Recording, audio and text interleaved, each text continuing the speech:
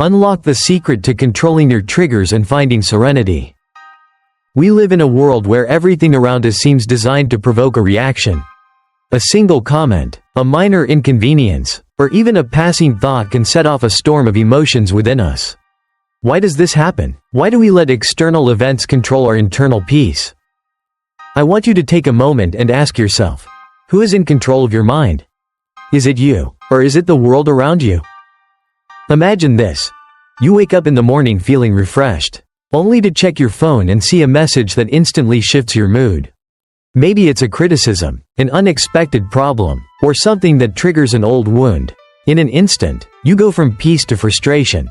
But what if I told you that this shift isn't caused by the message itself, but by something much deeper, something within you?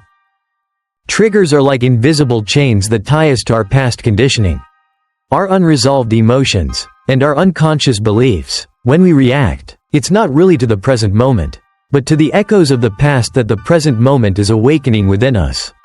To truly find serenity, we must learn to see our triggers for what they are, not enemies to fight, but messengers revealing what still needs healing. Think about the last time you got upset. What if, instead of reacting, you had taken a deep breath and simply observed your emotions without judgment? What if, in that moment, you had asked yourself, what is this teaching me? This is where the real transformation begins. We often think of self-control as suppressing emotions. But true mastery is not about suppression, it's about awareness. It's about recognizing the space between stimulus and response, the moment where you have the power to choose. But how do we develop this awareness? First, we must realize that we are not our emotions. You are not your anger, your frustration, or your anxiety. These are simply passing clouds in the sky of your consciousness. The problem is, most of us have identified so deeply with our emotions that we forget we are the sky, not the clouds. So, let's do an experiment. The next time you feel triggered, pause. Instead of immediately reacting, close your eyes for a few seconds and observe the emotion like an outsider watching a movie. Where do you feel it in your body? What thoughts arise? What stories are you telling yourself about this moment?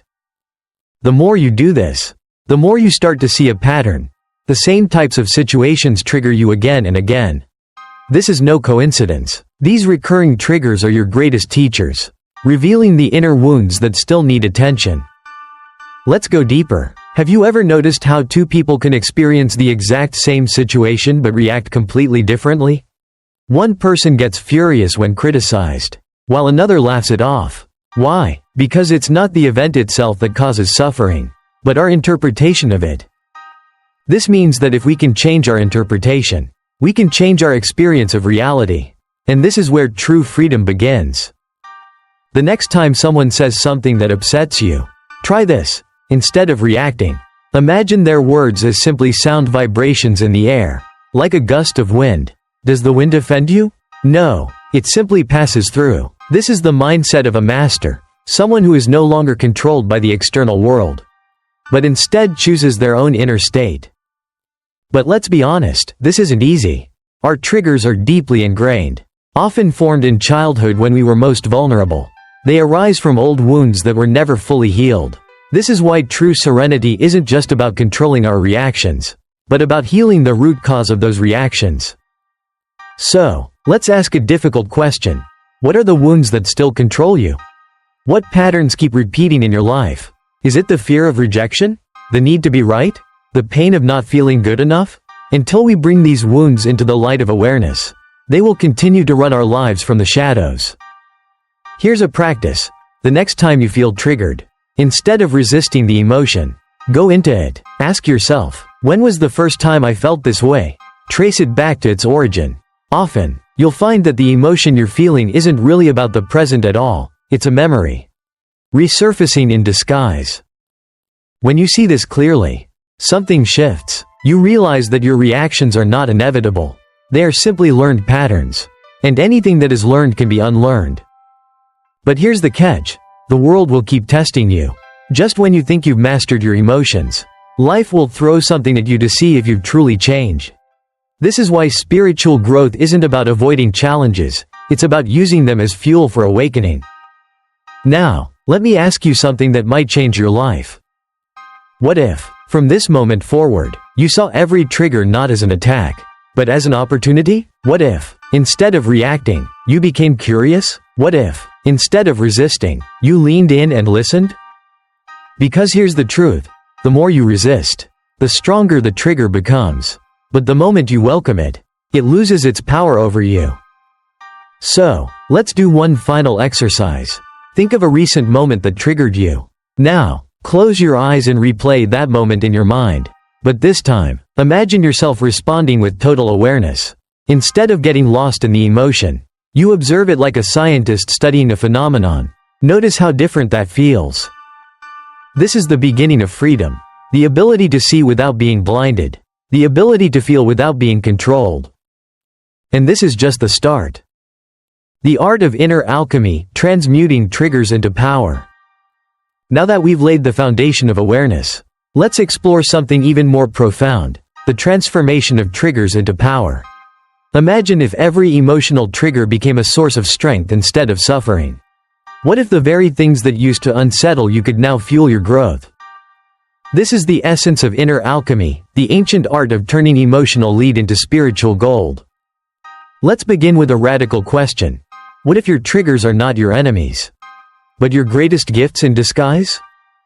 Think about it. Every trigger reveals a part of you that is still waiting to be healed, understood, and integrated. And the more intense the trigger, the greater the opportunity for transformation. But how do we transmute this energy? First, we must recognize that every trigger carries with it a surge of energy. Anger, fear, jealousy, anxiety. These are not just emotions, they are raw energy waiting to be harnessed. Most people either suppress this energy or let it explode outward. But what if we could channel it inward, using it as fuel for our spiritual fire? Here's a practice to try. The next time you feel triggered, instead of acting on the emotion, sit with it. Feel the energy coursing through your body. Don't judge it, don't suppress it, simply observe. Then, take a deep breath and imagine that energy being drawn into your heart, like a fire being pulled into a furnace. As you do this, ask yourself, what is this energy trying to teach me? What part of me needs to be seen right now? This is where the real magic happens. When you stop resisting your triggers and start embracing them, they lose their grip on you. Instead of being drained by your emotions, you become energized by them. Let's go even deeper. Most of us live our lives reacting to the world around us, like leaves being tossed by the wind. But what if we could become the wind itself? This requires a fundamental shift in how we see ourselves. We are not passive victims of our circumstances, we are creators of our experience. This is not just spiritual philosophy, it is a practical truth. Consider this. The same trigger that makes one person crumble can inspire another to rise. The difference is not in the trigger, but in the person's relationship to it. So, ask yourself, are you the leaf or the wind? Here's a story to illustrate this. There once was a monk who lived in a quiet monastery.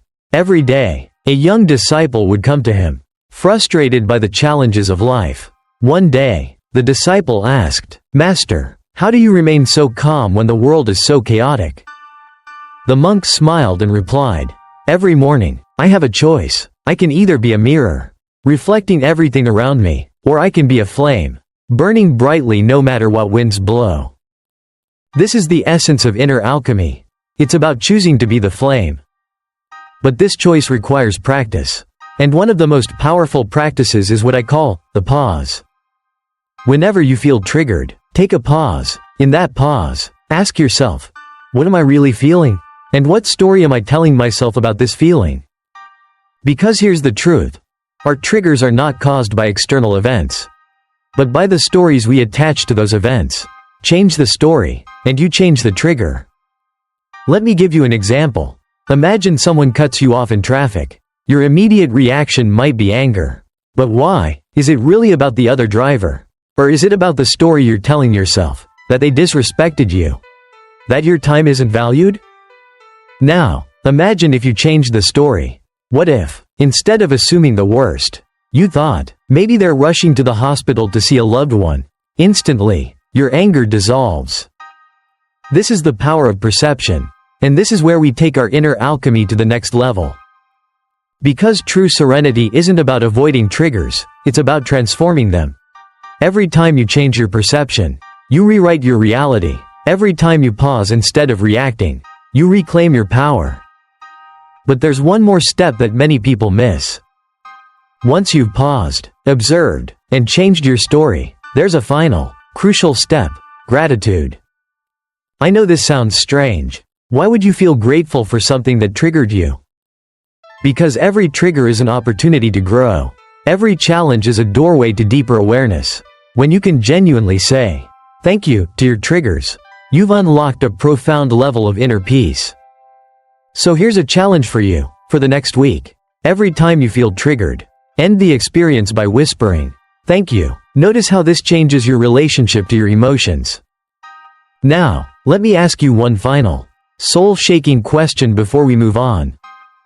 If you knew that every trigger was a stepping stone to your highest self, how would you live differently? The path to unshakable serenity, living beyond triggers. Imagine waking up every day with a mind so clear, so unshakable, that no external event could disturb your peace. This is not an unattainable ideal. It is the natural state of a mind that has mastered its triggers. But how do we get there? We've explored awareness and transformation. But now we must step into the final frontier, living beyond triggers. Not by avoiding them, but by transcending them entirely. Let's start with a fundamental truth. Most people live in reaction mode, constantly at the mercy of their environment. But true serenity is not about controlling the environment. It's about mastering your inner state, regardless of the environment. So, ask yourself, what would your life look like if nothing could disturb your inner peace? To live beyond triggers, we must first understand their root. At the heart of every trigger is attachment. Attachment to how things should be. To our identity, to our past, and to our expectations. When someone criticizes you, why do you feel triggered? Because there is an attachment to your self-image. When plans don't go your way, why do you feel frustrated? Because there is an attachment to control. So, the first step to living beyond triggers is to release these attachments. This doesn't mean you stop caring, it means you stop clinging. Here's a practice. Every morning, before you start your day, close your eyes and mentally let go of one attachment. It could be the need for approval, the desire for perfection, or the fear of failure. Visualize yourself cutting the invisible string that ties you to that attachment. Feel the weight lift. This simple practice rewires your mind. The less you cling, the less you are triggered. But there's more. One of the most overlooked aspects of emotional mastery is the body. Our triggers don't just live in our minds, they live in our bodies as well. Notice how your body reacts when you're triggered. Your muscles tense, your breath shortens, your heart races. To live beyond triggers, we must train our bodies to remain calm under pressure. This is where breathwork comes in. The next time you feel triggered, take 5 deep breaths, slowly in through your nose, holding for a moment, and gently out through your mouth. This simple act signals to your nervous system that you are safe, instantly reducing the intensity of your reaction. But let's go deeper. Why do we fear our triggers? Because they make us feel out of control. But what if you embraced them instead? What if, every time you felt triggered, you smiled and thought, "Ah, here's another chance to grow"? This mindset shift is powerful.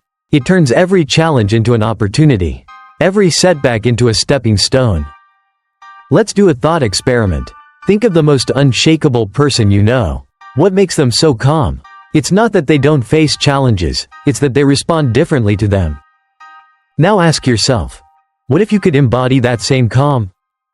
Here's a practical exercise. Each night, reflect on your day and identify one moment when you felt triggered.